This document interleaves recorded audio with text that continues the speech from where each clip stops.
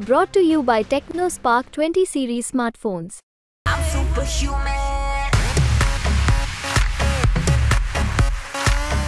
पिछले चुनाव में भी ऐतिहासिक जीत हासिल हुई थी और इस चुनाव में ऐतिहासिक जीत मिलेगी। और कांग्रेस चुनाव तो आप हार गए थे ना, सांसद गुमान सिंह डामोर बने थे। वो बाई इलेक्शन में तो हम आए थे, पर अब मतदाता उनकी बात में आने वाले नहीं है। अब कांग्रेस के पक्ष में ही मतदान करेंगे, क्योंकि हम विकास में विश्वास करते हैं। भारतीय जनता पार्टी विनाश में विश्वास करती है। तो आज 20 साल से भाजपा की सरकार भोपाल में है, उन्होंने एक ढीले का काम नहीं किया और सारा जनता का पैसा ढकार गए। 10 साल नरेंद्र मोदी दिल्ली में रहा, उन्होंने एक पैसे की योजना मध्य प्रदेश में या झाबुआ रतलाम को नहीं दी। ये सब सामने है। तो ये मैंने झूठ बोल के मध्य प्रदेश की हॉट लोकसभा सीटों में से एक है रतलाम झाबुआ संसदीय क्षेत्र। यहाँ से कांग्रेस के प्रत्याशी हैं पूर्व केंद्रीय मंत्री कांतिलाल जी भूरिया।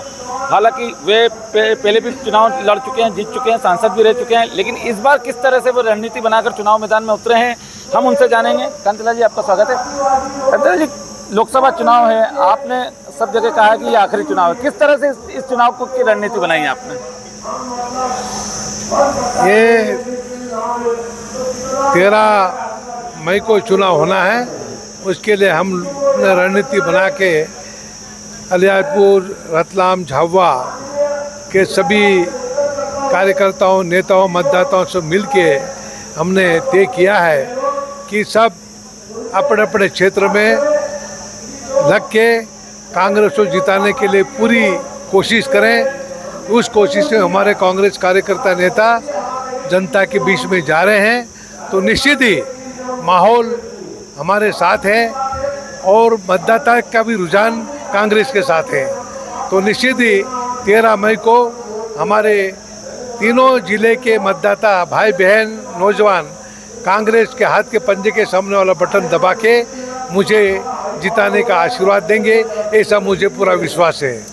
पिछले चुनाव में आपको पराजय मिली थी, तो उस जो जितने वोटों से मिली उनको कैसे पाटेंगे? उसको पाटने के लिए क्या? बिल्कुल, पिछले चुनाव में भी ऐतिहासिक जीत हासिल हुई थी और इस चुनाव में ऐतिहासिक जीत मिलेगी।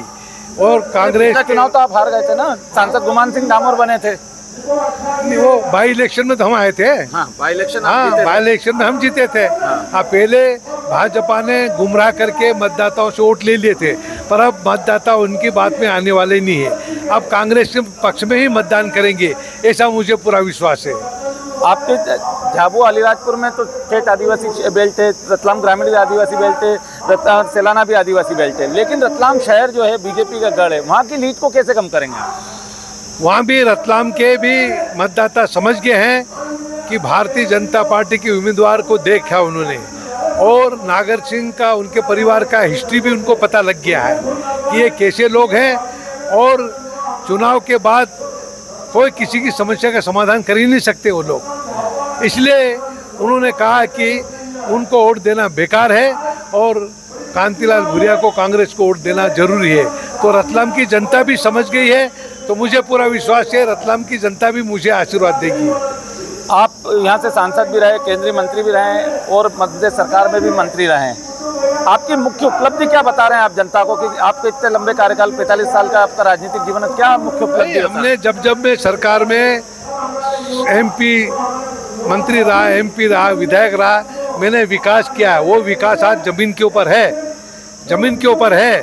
वहाँ देख रहे, जगह जगह सड़कें बनवाई, रेलवे स्टेशन को हमने आधुनिक करवाया और रतलाम में मेडिकल कॉलेज दिया हमने, गांव का स्कूल, छात्रावास, आश्रम, बड़ी बड़ी संस्थाएं स्थापित की।